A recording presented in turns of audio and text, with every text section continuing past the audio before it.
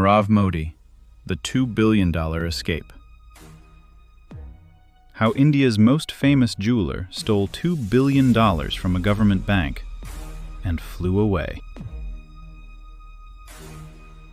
The discovery. January 29, 2018. A junior officer at Punjab National Bank's Brady House branch in Mumbai was processing a routine import transaction. He needed to verify a letter of undertaking. A letter of undertaking is a bank guarantee, a promise that if a borrower defaults on a foreign loan, the issuing bank will pay. Standard, unremarkable, processed thousands of times every year. Except this one had no record in the system. He checked again. Nothing.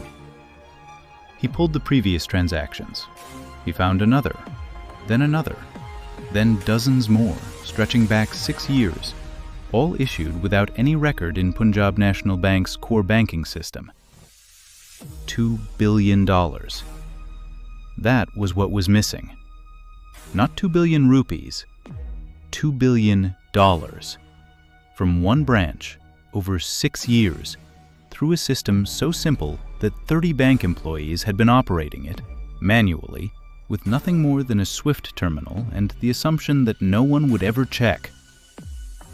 The man who had borrowed it was not a criminal the world had heard of. He was a jeweler, India's most celebrated jeweler. His pieces had been worn by Kate Winslet at the Oscars, by Priyanka Chopra, by the wives of heads of state. His stores occupied the most expensive addresses in New York, London, Hong Kong, and Macau. His name was Nirav Modi, and by the time Punjab National Bank found what he had done, he was already gone. The making of a legend. Nirav Modi was not born wealthy. He was born in Palanpur, Gujarat, into a family with roots in the diamond trade. His grandfather and father were diamond dealers. He grew up understanding that the value of a stone was not in the stone itself. It was in the story you told about it. He studied at the Wharton School in Philadelphia, did not complete his degree, returned to India, and joined his uncle Mehul Choksi's jewelry business, Gitanjali Gems. By 2010, he had broken away and built his own brand, Nirav Modi. The brand was not about jewelry, it was about mythology. Each piece had a story, a provenance, a mame. The Golconda diamonds, sourced from ancient Indian mines. The Riviere necklace, commissioned for Maharajas. The stores were designed to feel like museums, not shops. He placed his jewelry on the covers of international fashion magazines. He sponsored exhibitions at Christie's and Sotheby's. He cultivated celebrities not as endorsers, but as proof. Proof that wearing Nirav Modi was proof of having arrived. By 2017, Nirav Modi was worth an estimated $1.73 billion, according to Forbes India. He was on the Forbes India Rich list. He sat next to the Prime Minister of India at the World Economic Forum in Davos. The photograph would later become the most scrutinized image in Indian financial history. Because 10 days after it was taken, Punjab National Bank filed its first complaint.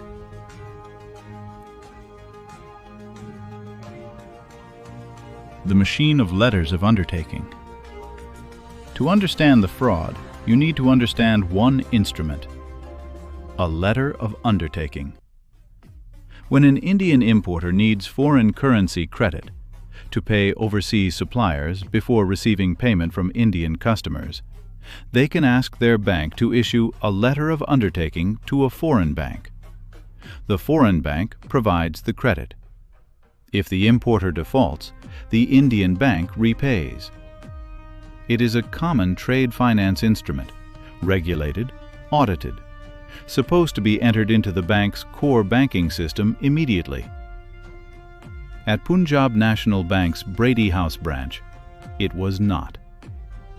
For 6 years, from 2011 to 2017, a small group of PNB employees led by Deputy Manager Gokulnath Shetty, issued letters of undertaking to Nirav Modi's companies through the SWIFT international messaging system. These letters were never entered into PNB's core banking system. They were invisible to PNB's auditors, invisible to the Reserve Bank of India, invisible to every inspection that passed through that branch. For 6 years. The letters of undertaking were used to secure credit from overseas branches of Indian banks, Allahabad Bank, Axis Bank, Union Bank, who trusted Punjab National Bank's guarantee and advanced the funds. Nirav Modi's companies received the money, used it not for import payments, but to repay earlier letters of undertaking that were coming due. It was a wheel. Each new letter paid the last one. The debt grew. The wheel kept turning. As long as PNB kept issuing, nobody looked. Gokulnath Shetty retired in 2017. His replacement refused to issue the letters without proper authorization. The wheel stopped.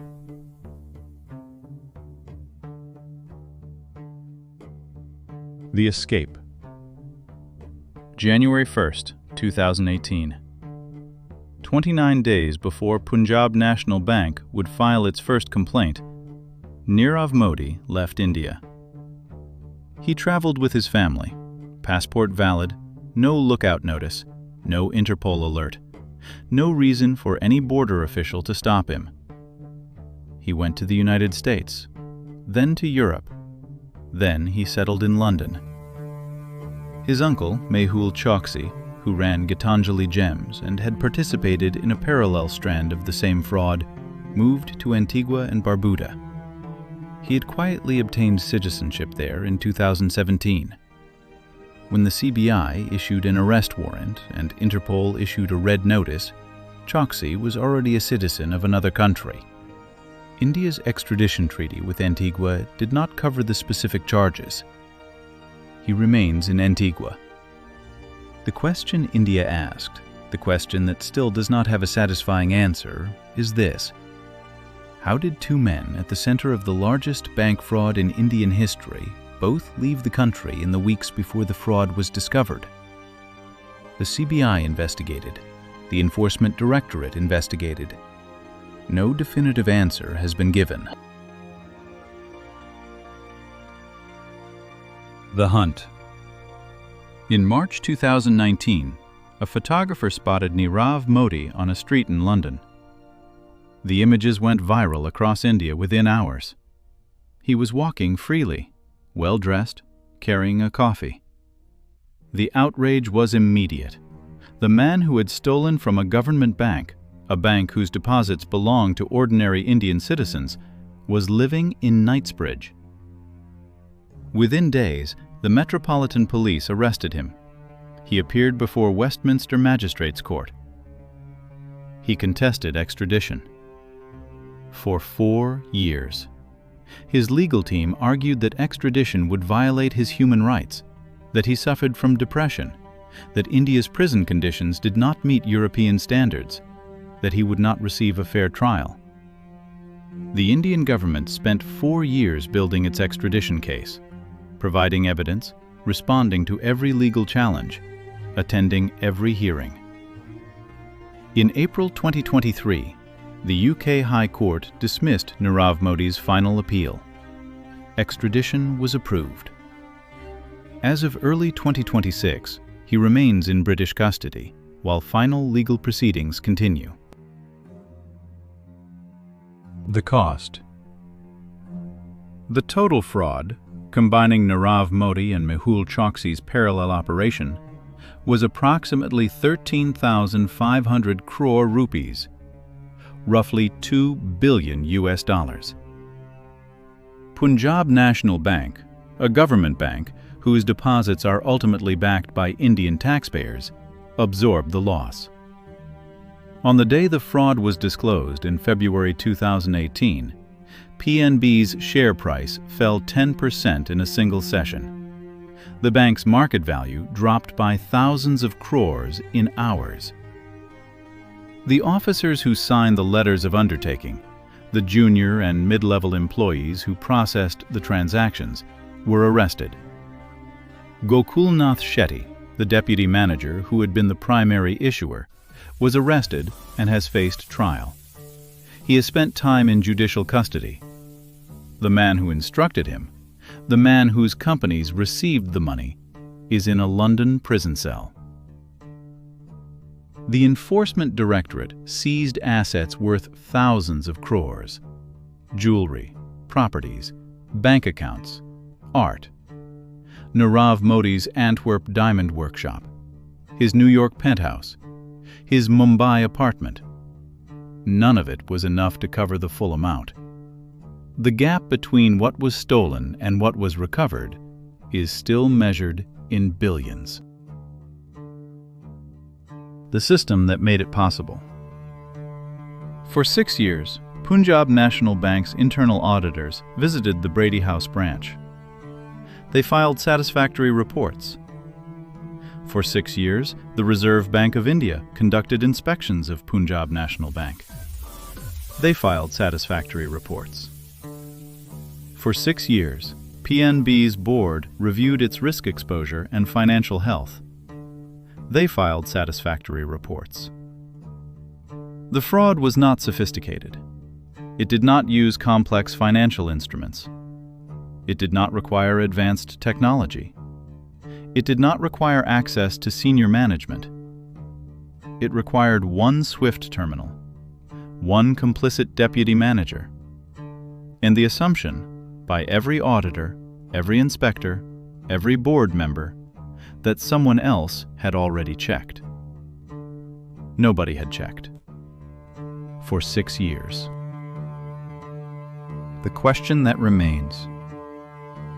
Nirav Modi is in a British prison, awaiting the conclusion of extradition proceedings that have taken longer than the fraud itself took to build.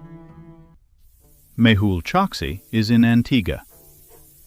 The bank employees who signed the documents are in Indian courts.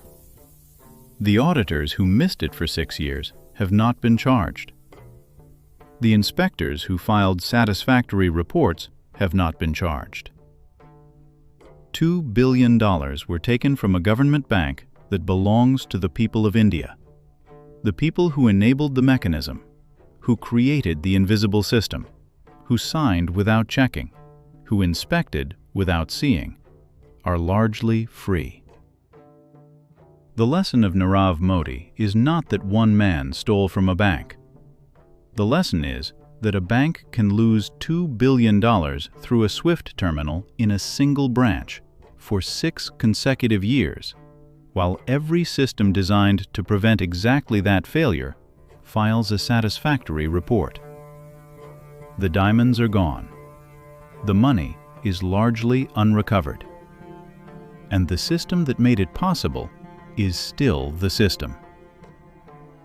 The vault stays open.